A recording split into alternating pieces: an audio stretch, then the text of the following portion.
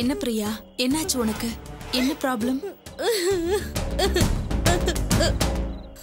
கௌதம் தானே?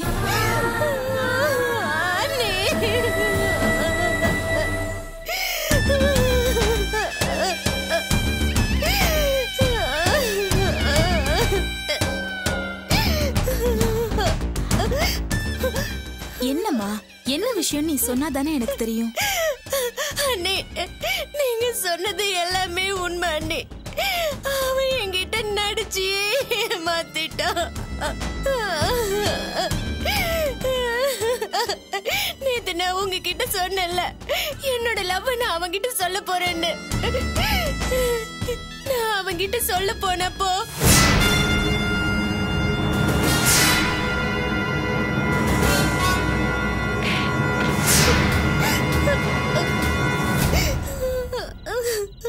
அத ஏற்பாடு பண்ணவளே நான் தானடி.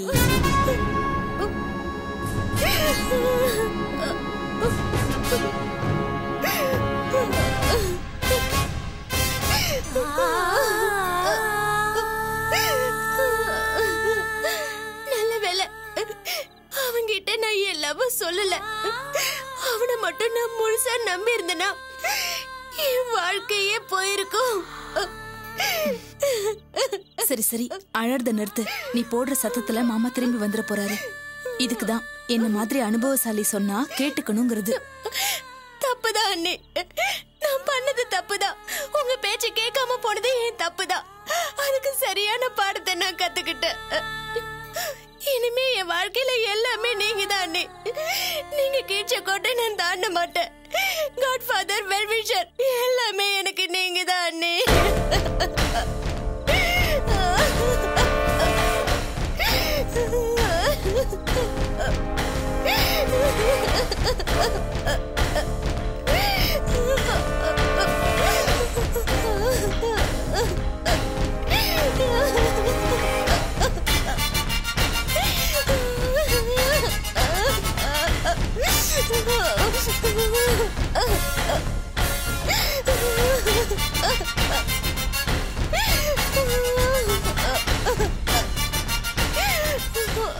சரி சரி, கௌதம் விஷயத்தை இதோட மறந்துரு.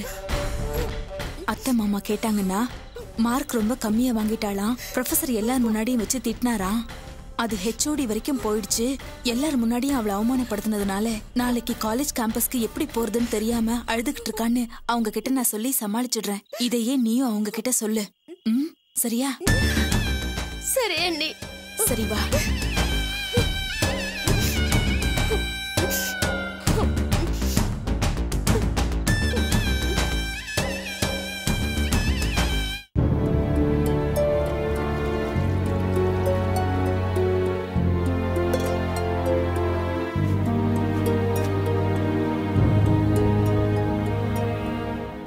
காஃபி குடுமா. தாடா. இந்தா. நீ ராத்திரி லேட்டா வந்ததுனால உங்ககிட்ட பேச முடியல. உங்ககிட்ட ஒரு முக்கியமான விஷயம் பேசணும். என்ன? ராணியோட கல்யாண விஷயம் தானே? நேத்து நைட்டு ரேவதி என்கிட்ட எல்லாத்தையும் சொல்லிட்டான். ஆமா, உன் மனசுல நீ என்ன நினைச்சிட்டு இருக்க? படிச்சுக்கிட்டு இருக்க பொண்ணுக்கு இப்ப எதுக்கு கல்யாணம்?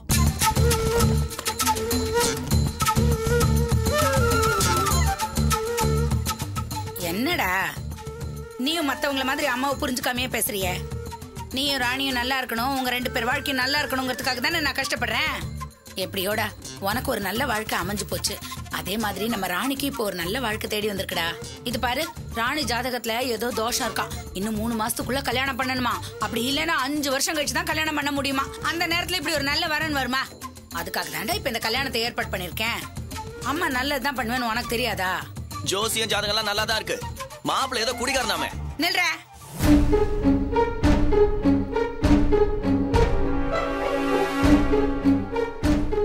இந்த காலத்துல யாருடா குடிக்காம இருக்காங்க? உங்க அப்பா குடிக்காத குடியா?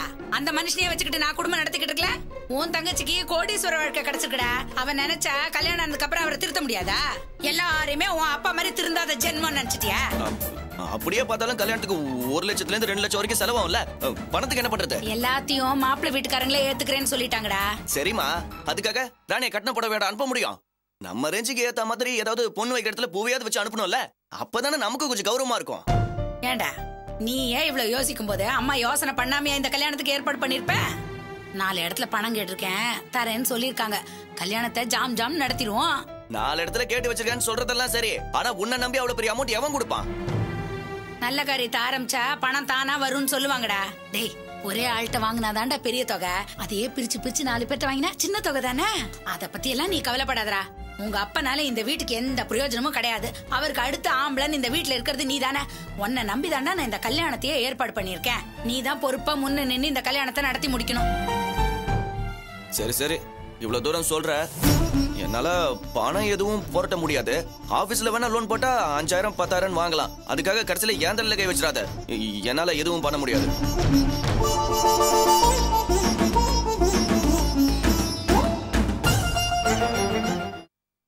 பாத்தியா பாத்தியா, நிலைமையை எடுத்து சொன்னது நீ எவ்வளவு அழகா புரிஞ்சுக்கிட்ட. இவதான் கேப்பார் பேச்ச கேட்டுக்கிட்டு ஆடிக்கிட்டு இருக்கா. நீ அவளுக்கு அண்ணனா பொறுப்பா புத்திமதி சொல்லு.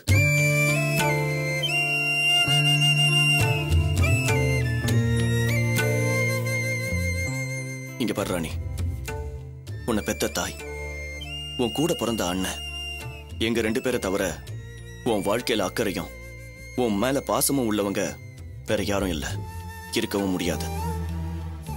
நீ நல்லா இருக்கணும், உன் எதிர்காலம் நல்லா இருக்கணும்னு யோசிச்சுதான் அம்மா இப்படி ஒரு முடிவு எடுத்திருக்காங்க. கல்யாணத்துக்கு அப்புறமும் நீ படிக்கலாம்.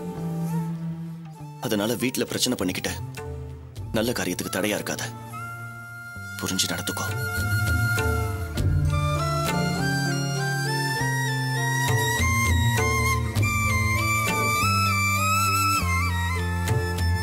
ரேவதி, கிளம்பலாமா? நீ எங்கம்மா புறப்பட்டுட்ட? டெல்லியில இருந்து எங்க பெரியம்மா பொண்ணு நேகா வந்திருக்கா அத்தை. அவளை போய் பார்த்துட்டு வரணும். உனக்கு சொந்தக்காரங்க டெல்லியில எல்லாம் இருக்காங்களா? இருக்காங்க அத்தை. சரி, நீ போயிட்டு சீக்கிரமா வா. வரும்போது உங்க பெரியம்மா பொண்ணையும் கூட்டிட்டு வா. சரி, கூட்டிட்டு வரேன். வா, கிளம்பலாம்.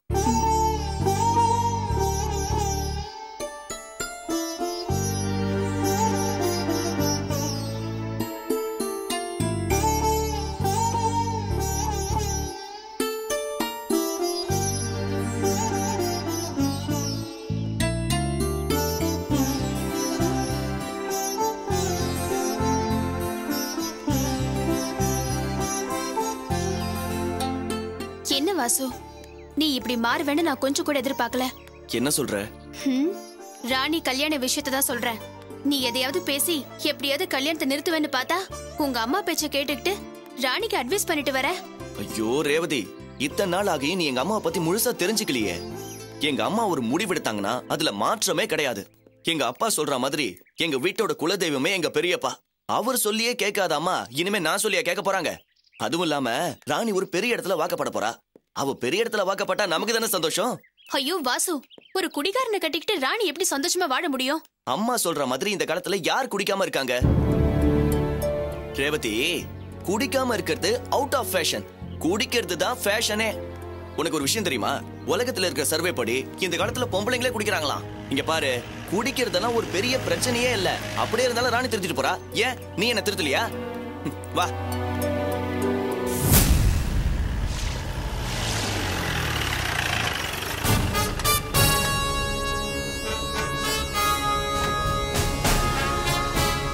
யாருமா வீட்ல? யார் இருக்காங்க வீட்ல? யாருமா வீட்ல? என்னங்க? பாக்கி யாருமா? நான் தாங்க. ராணி யாருமா? என் பொண்ணு தாங்க. 2 பேரும் ஜீப்ல ஏறுங்க. நாங்க எதுக்குங்க ஜீப்ல ஏறணும்? விளக்கமெல்லாம் சொல்ல முடியாது, வந்து ஜீப்ல ஏறுங்க. இது யாரு? என்னோட அண்ணி இவங்க. இவ வேண்டாம், நீங்க 2 பேரும் வந்து ஜீப்ல ஏறுங்க. வாங்க வாங்க சொல்றல. என்ன பாக்குற? வா நடமா. என்ன ஏதுன்னு விவரம் எதுவுமே சொல்லாம இப்படி கூட்டு போறீங்களே, என்ன விஷயம் சொல்லுங்க. ஆமா, சீக்கிரம் வா. வா வா, போய் வண்டில ஏறு. போ. ஏறுமா.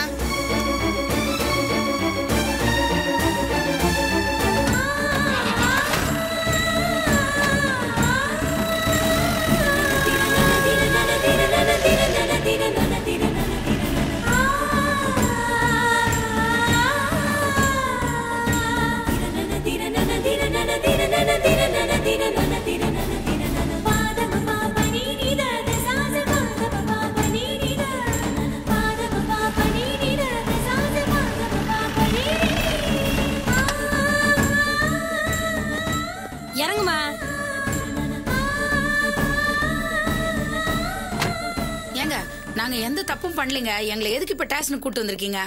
நீங்க என்ன தப்பு பண்ணீங்கன்னு உள்ள இன்ஸ்பெக்டர் சொல்வாங்க. வாமா. இல்ல மேடம், அவர்தான் அங்க போய் எழுதி கொடுத்துட்டு போ. சரி மேடம். Good morning madam. இதோ கூட்டிட்டு வந்துட்டேன். நீதான் பாக்கி மாமா? ஆமாங்க. அது உன் பொண்ணு ராணியா? ஆமாங்க. என்ன நினைச்சிட்டு இருக்க உன் மனசுல? கேக்குறதுக்கு ஆள் இல்லைன்னு நினைச்சுக்கிட்டியா? நான் எந்த தப்புமே பண்ணலீங்களே. வாயமுடு. வெறி எவ்வளவு நீ? ரவுடி மாதிரி ஆட்டம் போடுறியாமே. லத்தி அடி வாங்கினது இல்லையா? வாங்கினாத்தான் அடங்குவியோ? நான் எந்த தப்பும் பண்ணலீங்க. என்னது? எந்த தப்புமே பண்ணலையா? யாரு? உன் பொண்ணு தானே? ஆமாங்க. பெத்து வளர்த்துட்டா உன் இஷ்டத்துக்கு என்ன வேணாலும் பண்ணுவியா? இந்த பொண்ணுக்கு விருப்பம் இல்லாம கட்டாய கல்யாணம் பண்றியாமே. அப்படிலாம் ஒண்ணும் இல்லைங்க. பேசாதேன்னு சொல்றேல, வாயமுடு. மாப்பிள்ள குடிகாரன்னு தெரிஞ்சும் வசதியான இடம், காசு பணம் இருக்குன்னு ஆசைப்பட்டு பொண்ணை கட்டி கொடுக்க வேண்டியது. கல்யாணத்துக்கு அப்புறம் மாப்பிள்ள குடிச்சிட்டு வந்து பொண்ணை அடிக்கிறான், வரதட்சணை கேட்டு கொடுமைப்படுத்துறான், கிருஷ்ணாயில ஊத்தி எரிக்க வரான்னு சொல்லிட்டு அலறி அடிச்சு ஓடி வந்து எங்க உயிரை வாங்க வேண்டியது. அந்த மாதிரிலாம் எதுவும் இல்லைங்க. சும்மா இல்ல இல்லன்னு சொல்லி சமாளிக்காத. உன் பொண்ணுக்கு விருப்பம் இல்லாம அவளை கட்டாயப்படுத்தி ஒரு குடிகாரனுக்கு கல்யாணம் பண்ணி வைக்க போறியாமே.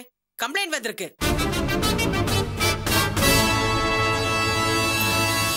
அது என் பொண்ணு வசதியான இடத்துல வாழ போறது பிடிக்காம என் குடும்பத்துக்கு வேண்டாதவங்க யாரோ உங்ககிட்ட வந்து புகார் கொடுத்திருக்காங்க.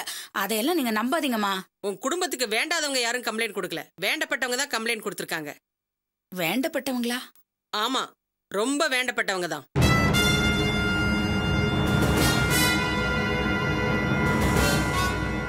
சாந்தி, அந்த கம்ப்ளைண்ட் கொடுத்த ஆளை கூட்டு வா. Okay madam.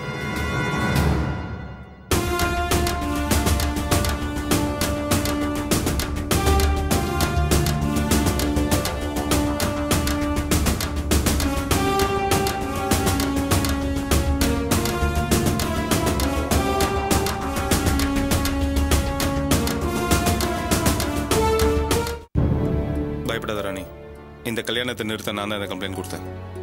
என்னப்பா, உன் தங்கச்சிக்கு உங்க அம்மா கட்டாய கல்யாணம் பண்ணி கொடுக்கறாங்கன்னு கம்ப்ளைண்ட் கொடுத்திருக்கே நீ?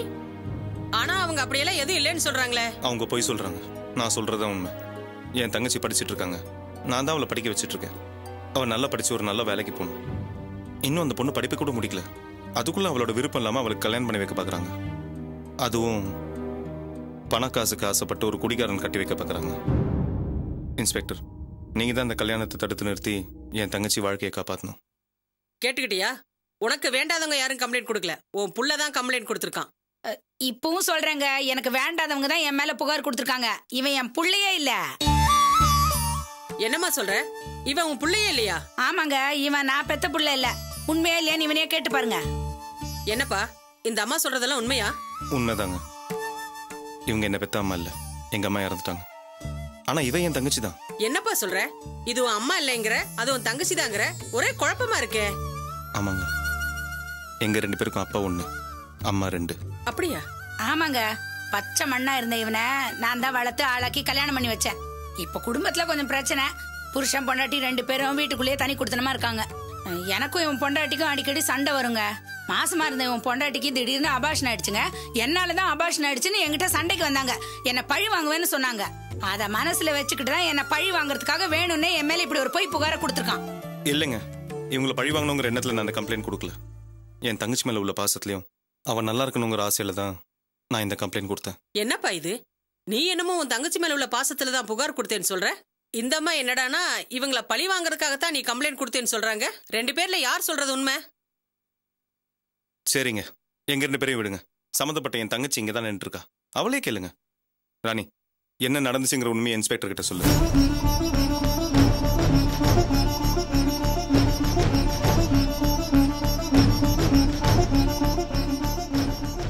ராணி, என்னம்மா யோசிக்கிற? நீ உண்மையை சொன்னா அவங்களுக்கு ஏதாச்சும் பிரச்சனை வந்துடும் பயப்படுறியா? ராணி, இது உன்னோட வாழ்க்கை பிரச்சனை. தயவு செய்து தயங்காம வாயை திறந்து உண்மையை பேசு.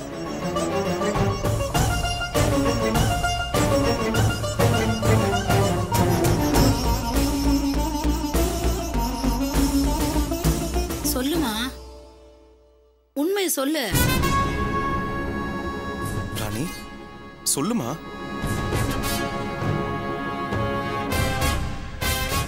ஏன் ராணி தயங்குற? ஷெட்டுக்கு வந்து நான் இன்னும் படிக்கணும், இந்த கல்யாணத்தை தடுத்து நிறுத்தணும்னு என்கிட்ட அழுதல்ல? அந்த விஷயத்த சொல்லு. அப்பதான் இந்த கல்யாணத்தை நிறுத்த முடியும். படிச்ச பொண்ணு நீ, கட்டாயப்படுத்திலாம் கல்யாணம் பண்ணி வைக்கலங்கிற உண்மை இந்த அம்மாட்ட சொல்லுமா. என்னம்மா யோசிக்கிற? எதுவா இருந்தாலும் பயப்படாம சொல்லு. இவங்க 2 பேர்ல யார் சொல்றது உண்மை?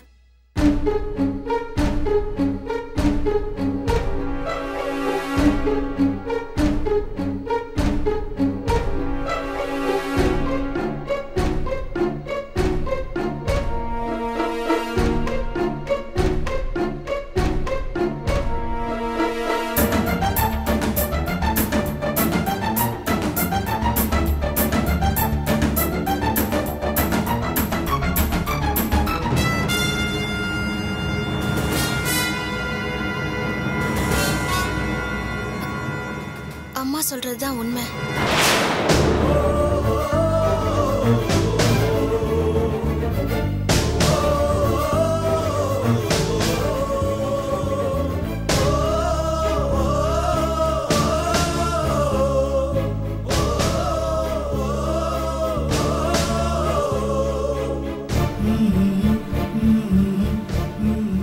என்னோட சம்மதத்தோட தான் இந்த கல்யாண ஏற்பாடு நடக்குது.